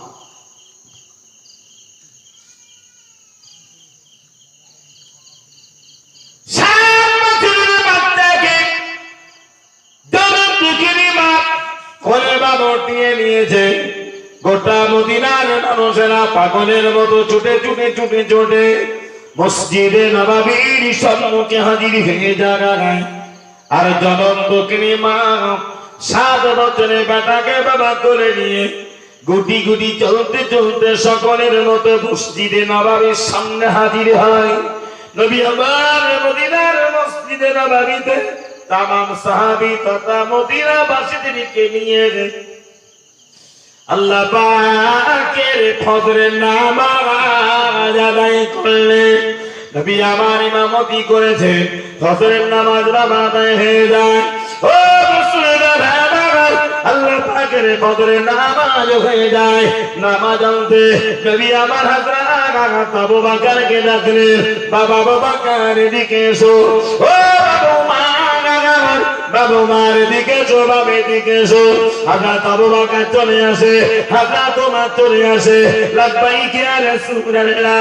আমার নবী হযরত আবু বকর ওমরকে ডেকে বললেন, আমার বেলালের কোল থেকে বেলালের আওয়াজে গোটা মদিনার মানুষগুলো সব বাবা ছুটে ছুটে ছুটে ছুটে চলে এসেছে, জিহাদের ময়দানে নামা যেতে চায়। কিন্তু আমি রাসূলুল্লাহ সকলকে জিহাদি পারমিশন আমরা দিতে পারি না। জিহাদ করিতে গেলে কয়েকটা জিনিসের প্রয়োজন আছে। জিহাদ করতে গেলে যেমন কৌশলের দরকার হয়, কৌশল বোঝেন না? জিহাদ করতে গেলে যেমন কৌশল, 2 নম্বরে জিহাদ করতে গেলে গোটা দেহের শক্তি, জিহাদ করিতে গেলে ব্রেন লাগে না, লাগে না? ব্রেনের দরকার, কৌশলের দরকার, শক্তি দরকার। ও বাবু বকর, ও বাবু মার, মদিনার সমস্ত মানুষগুলি মসজিদে নববীর সম্মুখে লাইন দিয়ে বাবা দাঁড় করিয়ে দাও। সকলকে বাবা লাইন দিয়ে দাঁড় করিয়ে দাও। যার দিকে ভালো শক্তি আছে জিহাদের জন্য তাকে টেনে নাও। যার ভিতরে কৌশল আছে পরীক্ষা করে তাকে টেনে নাও। যার ব্রেন বুদ্ধি ভালো আছে বাবা পরীক্ষা করে তাকে টেনে নাও। সবাই যাবে না, যাবে না, জানে যাবে না। হযরত আবু বকর এক করে টানে, হযরত ওমর বাবা লাইন দিয়ে দাঁড় করিয়ে এক এক এক এক এক এক করে টানে। ওমর টানিতে টানিতে টানিতে টানিতে ওই লাইনে দেখতে পায় একজন দুঃখিনী মহিলা দাঁড়িয়ে আছে।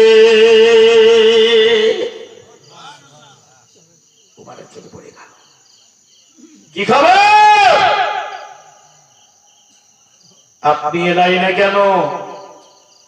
আমার নবী তো জিহাদের ময়দানে কোন মহিলার পারমিশন দেন নাই। আমার নবী কোন নারীর অনুমতি দেয় না। আপনি এসেছেন কেন? ওমর জিজ্ঞাসা করবে না? হ্যাঁ, ওমর তো জিজ্ঞাসা করবে আপনি কেন লাইন, আপনি মহিলা চলে যান। মহিলা তখন বলছে, ও নবী সাহাবী ওমর,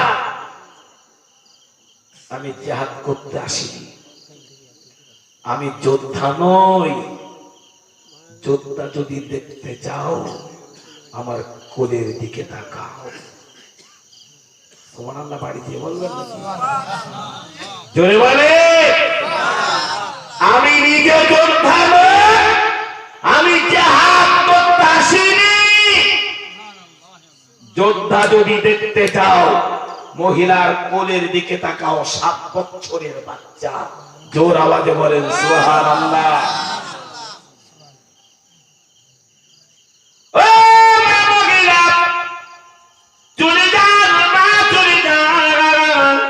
নবী আবার কোন নারীদের জিহাদের ময়দানে যাবার পারমিশন দিবে না। নবী আমার কোন বাচ্চা মানুষদের জিহাদের ময়দানে যাবার পারমিশন দিবে না। চলে যান, চলে যান। মহিলা বলু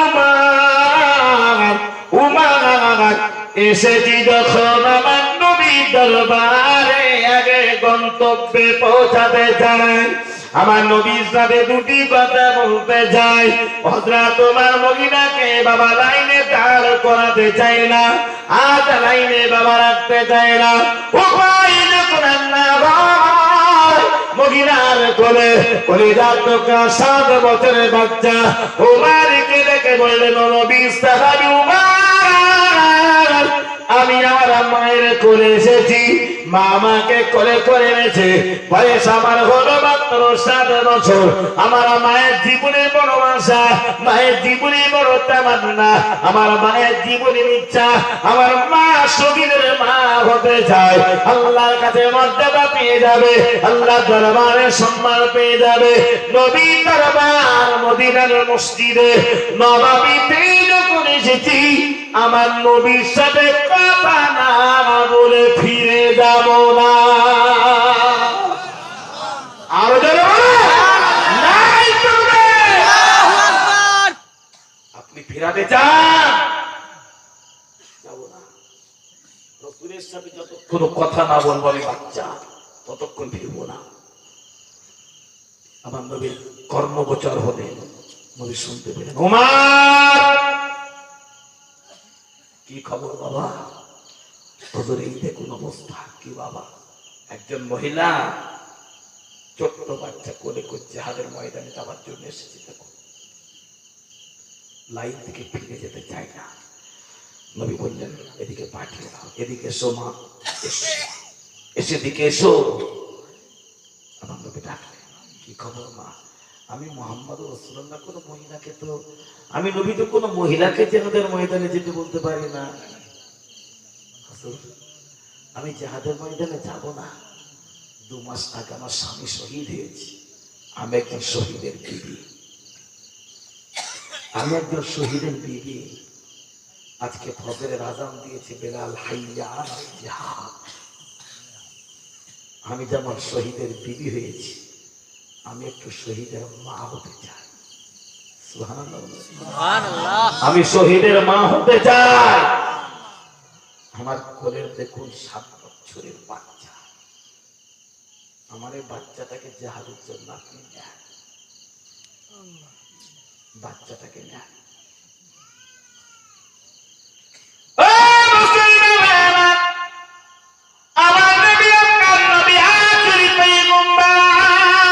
মক্কার নবী মদিনার জ্যোতি আব্দুল্লাহর বাবা মা আমিনার মায়ের মনি জবর বড় মুহাম্মদ রাসূলুল্লাহ সাল্লাল্লাহু আলাইহি ওয়াসাল্লাম নবী আমার মহিলাকে দেখে বললেন মা আমি রাসূলুল্লাহ এত বাচ্চা ছেলে কি জিহাদের ময়দানে নিয়ে যেতে পারে না মহিলা কেঁদে কেঁদে বলে হুজুর আমার বাচ্চাটাকে নিয়ে যান আমার নবী বলে মা যদি শহীদের মা হতে চান আপনি বাচ্চাকে নিয়ে ঘরে চলে যান আর একটু বড় হয়ে যাক আর একটু মা বড় হয়ে যাক বড় হলে আমি নবী নিজে ডেকে নিব মহিলা ফিরিতে চাই না হুজুর আমার বাচ্চাটাকে ফিরিয়ে দেবেন না জিহাদের ময়দানে নিয়ে যান নবী আমার মহিলাকে ডেকে বললেন ও আমি রাসূলুল্লাহ এত বাচ্চাকে কেবল করে পারমিশন দিতে পারি হুকুম দিতে পারি ঢাল চালাতে পারে না তলোয়ার চালাতে পারবে না বাচ্চা ছাড়া তলোয়ার না অনেক বড় বাচ্চা ছাড়া তলোয়ার অনেক বড় তোমার বাচ্চা ছাড়া ঢালটাও তোমার অনেক বড় এত এত ভারী ঢাল এত বড় তলোয়ার তোমার বাচ্চা কেমন ভাবে হাতে উঠাবে এত চাকাতে পারবে না নিয়ে যাও মুসলমানেরা চোখের পানি ঝরাতে দুঃখিনী মহিলা জনম দুঃখিনী মা আমার নবীকে দেখে বললেন ইয়া রাসূলুল্লাহ ইয়া হাবিবাল্লাহ আমি শহীদের মা হতে যাই এরপরও আমি বুঝে গেলাম আমার বাচ্চা ছেলেকে ঢাল চাগাতে পারবে না। হুজুর আমি বুঝে গেলাম আমার বাচ্চা তলোয়ার ওঠাতে পারবে না, চাগাতে পারবে না, চালাতে পারবে না। ও আমার ছেলে তলোয়ার না চালাতে পারলো, আমার বাচ্চাটা ঢাল না ওঠাতে পারলো, আমার বাচ্চাটাকে জিহাদের ময়দানে কি ঢাল বানানো যায় না? ইয়া রাসূলুল্লাহ, ইয়া হাবিবাল্লাহ, আমার 7 বছরের কলিজার টুকরা সোনার মানিককে জিহাদের ময়দানে কি ঢাল বানানো যায় না? ময়দান আপনি যখন দাঁড়িয়ে যাবেন, ডাইনে বামে সামনে পিছনে বেঈমান কাফিররা চারিদিক থেকে আপনার গায়ে যখন তীর মারবে, আপনার গায়ে যখন তীর চালাবে, তখন অন্য কোনো ঢাল ব্যবহার করতে হবে না। ওইদিকে আমার বাচ্চাটা উঁচু করে তুলে ধরেন, সোনার নবীর গায়ে তীর না লেগে আমার বাচ্চাটার পিঠে ফুটে যাক। এদিক থেকে তীর আসে, আমার বাচ্চাটা উঁচু করে ধরেন, আমার নবীর গায়ে তীর না লেগে আমার বাচ্চার পেটে লেগে যাক। সামনে পিছনে যেদিক থেকে তীর নেবে আমার বাচ্চাটাকে আপনি ঢাল হিসাবে ব্যবহার করুন। আমার বাচ্চা ঝাঁঝা হয়ে যাবে, মারা যাবে, শহীদ হয়ে যাবে। আল্লাহর দরবারে, আল্লাহর দরবারে আমি তো শহীদের মা হয়ে যাব। হুজুর আমার বাচ্চাকে যাদের ময়দানে ঢাল হিসাবে ব্যবহার করুন। মদিনার অনেক বড় কথা শুনে নবী আমার কিনি কিনি কিনি কিনি কিনি কিনি নবী আমার দরবার হয়ে যায়। আমার নবীর পরে বললেন, মা তোমার কি কলিজা তুমি তৈরি করেছো? তোমার বাচ্চাকে তুমি জিহাদের ময়দানে আমার জন্য ঢাল বানাতে চাও? ও বাবাগিলারা, আমার আল্লাহ যদি রহম করে তোমার বাচ্চাকে আমি ডেকে নিব, ছোট বাচ্চাটাকে ফিরিয়ে নিয়ে যাও, কোনো ঘরে নিয়ে যাও।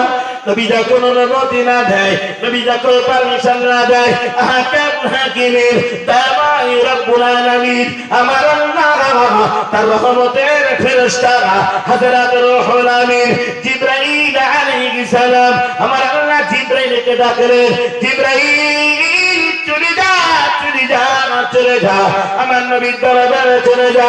আমার নবীর দরবারে ওই বাচ্চাটার খবর আমি আল্লাহ দিতে চাই। আমার নবীর কানে ওই বাচ্চাটার সুখবর জানাতে চাই। আমার আল্লাহ বলে পাঠিয়ে দিয়েছেন, আল্লাহ পাকের রহমতের ফেরেশতা হযরত জিবরাইল আলাইহিস সালাম আমার নবীর দরবারে হাজির হয়ে যায়। যদি বলুন সুবহানাল্লাহ, আর একটু জোরে আওয়াজে বলুন সুবহানাল্লাহ। আমার নবী দরবারে গলি লিখেছে, আমার নবীকে বাবা সালাম জানায়, হযরত জিবরাইল সালাম দিয়েছে, নবী আমার সালামের জবাব দিলেন, কি খবর ভাই জিবরাইল, আমার মহতে কেন এসেছো? হযরত জিবরাইল আমার নবীকে ডেকে বললেন, ইয়া রাসূলুল্লাহ, ইয়া হাবিবাল্লাহ, আল্লাহ পাক আমাকে বলে পাঠিয়েছে ওই মহিলাটি শহীদের মা হতে চায়, বাচ্চাটা জিহাদের ময়দানে নিজের গোটা দেহটাকে ঢাল বানাতে চায়, আপনার গায়ে তীর না লাগাতে, যাতে আপনার গায়ে বেঈমান কাফেররা তীর না মারিতে পারে। হুজুর বাচ্চাটাকে বারবার বারবার আপনি ফিরিয়ে দেন। আল্লাহ বলেছেন আপনি বাচ্চাটাকে ফিরিয়ে দিল, ওই বাচ্চাকে আমার আল্লাহ শহীদের মর্যাদা দিয়েছে। আর জোরে বলুন সুবহানাল্লাহ। আমার আল্লাহ বাচ্চাকে শহীদের মর্যাদা দিয়েছে, ওই বাচ্চার মাকে আমার আল্লাহ শহীদের মা বানিয়েছে।